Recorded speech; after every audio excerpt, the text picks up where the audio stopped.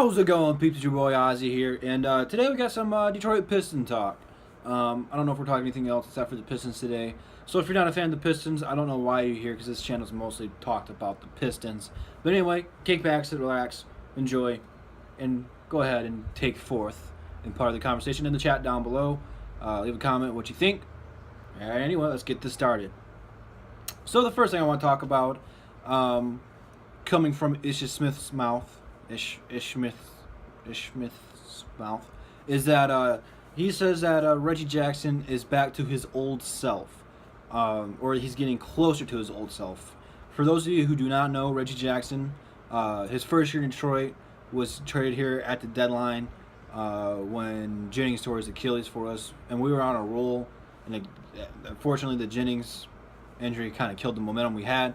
So we got Reggie here, and I liked Reggie from day one, especially since the first game he played in, he was getting sick, trying to give everything he had because he needed to prove to everyone that he's a starting point guard, which I strongly believe he's a starting point guard. I know a lot of you Detroit Pistons fans hate Reggie or don't like the way he played last year, but he was hurt last year, and he was hurt of all of last year, and we rushed him back last year too soon, just because Ish is not a scorer like Reggie is. Ish is a playmaker. He's going to find the open man. He will make a few buckets here and there, but he's not going to drop 30 points any night. As a Reggie, he can blow up any night.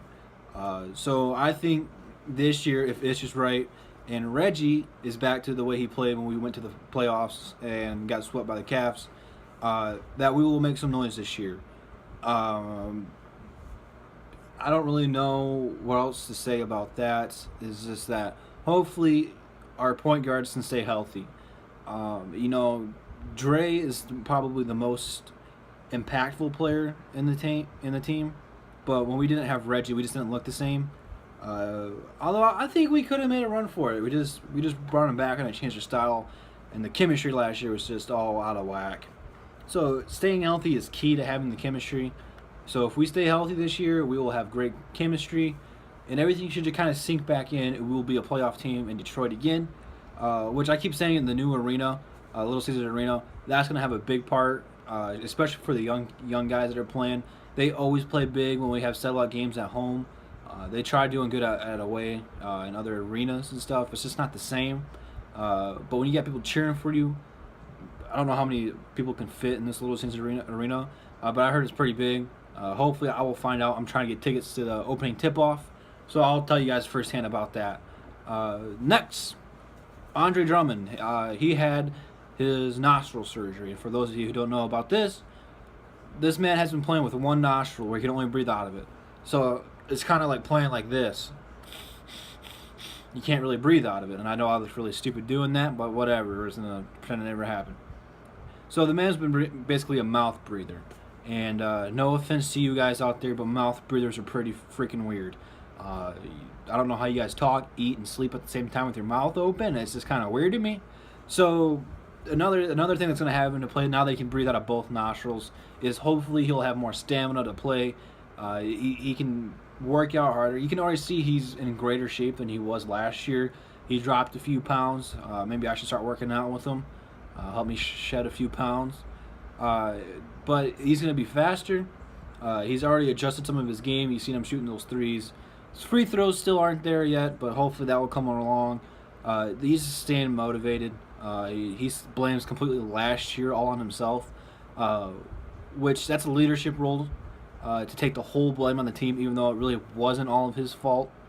He wasn't playing the same way he did the year he was an all-star. But just to take the blame off the team and put it all on you, that's a leadership role. I think Dre's going to have another breakout season. Excuse me. And he'll be back in the all-star team. It's not just because the East is so weak. Maybe him and Whiteside will be on there. I'd like to see Whiteside and Dre make the centers come back to the all-star game. I think Dre's going to have a breakout season again. I think him and Reggie are going to be back to the dynamic duo that they were a couple years ago. Everything is looking up for them. Just got to stay healthy. That's the main thing. So sticking with the centers for the Pistons, I think it comes pretty much as a no-brainer, but it is making some headlines. all across the internet that Stan Van Gundy wants to play Boban Marjanovic some more minutes, which I don't really know that's a whole lot of shock to all of you. People wanted to see Boban play a lot more last year over an Aaron Baines. It's not that Aaron Baines was terrible. He's a different kind of player. He's a hustler. Boban is an intimidator. He's a shot blocker, rebounder, dunking on you. There's nothing you can do about it. He's just a little clumsy. But the man's about 7'6", 7'5", something like that. The man is a giant amongst little boys out there, okay? He's retardedly tall. There's no way to better describe him than that, unless you just want to take the retarded out and just call him tall. My man Boban is the beast on 2K, which that's a topic for a different video. So Boban wants to play a little bit more. I think that's going to help our secondary players a little bit better, especially for Ish Smith doing the pick and roll with Boban. Boban's not really athletic, but just to have that big man setting a pick right there is going to create some more room for Ish. And he's more of a slashing guy, so he's going to get to the bucket. So hopefully our our secondary guys can shoot a little bit better, more consistently. So that's why we drafted Luke Kennard. I think Luke Kennard and Boban are actually going to be good together, just from the pick and roll. Setting that pick for Ish, is going to probably either get the layup or kick it out to Luke Kennard, and we all see how good of a shooter Luke Kennard can be. So hopefully that's going to work out for him. Next topic here, Stanley Johnson. This is his year to prove to Detroit that he belongs here. We've seen what he could do in the 86-point game. Regardless, they weren't really playing a whole lot of defense in that after the highlights dropped. But those still are NBA players and D1 recruits and D-leaguers and NBA material players playing in that league, and he still dropped 86 points. He's not going to drop anywhere near that in an NBA game, but hopefully he can pick up the slack from what KCP is going to leave behind and Marcus Morris are going to leave behind. If he could average around 15 points this year, okay, he's going to be a good fit for us. Just 15 points. It's not a lot. If him and Avery Bradley can average 15, 16 to 17 points this year, we will be A-okay. I actually think Avery Bradley's going to average a little bit more. I feel like Bradley will be more closer to 20 points. He's going to have a little bit bigger role. He's older than pretty much everyone in the lineup. He's got the experience. He's going to want to win. And if we're going to want to keep Avery Bradley here, since this is his 1 year in Detroit, we will have to make him happy and give him some extra shots. Whatever he wants to say happy, we need to keep Avery Bradley, especially since we let KCP go. Unless you guys plan on doing something stupid where you're just going to let him walk and then you're just going to re-sign KCP. That's just a fan theory from all of you guys. I'm not looking into any of that. So do what you want to do with that. You guys are just butthurt over the Avery Bradley deal, which I personally like Avery Bradley. I like KCP. So there's really no hard feelings between me for that. And then who else did I got? I got somebody else I wanted to talk about. Henry Ellison's going to be getting some more playing time as well. Actually, I think him and Luke Kennard got a good chemistry. From what I've seen in the Summer League, they kind of just worked together, fed off each other. Another pick and roll with Luke Kennard and Henry Ellison, it is an option. So you got the pick and roll with Boban and the pick and pop with Ellison. And then you got Ish dashing and kicking out.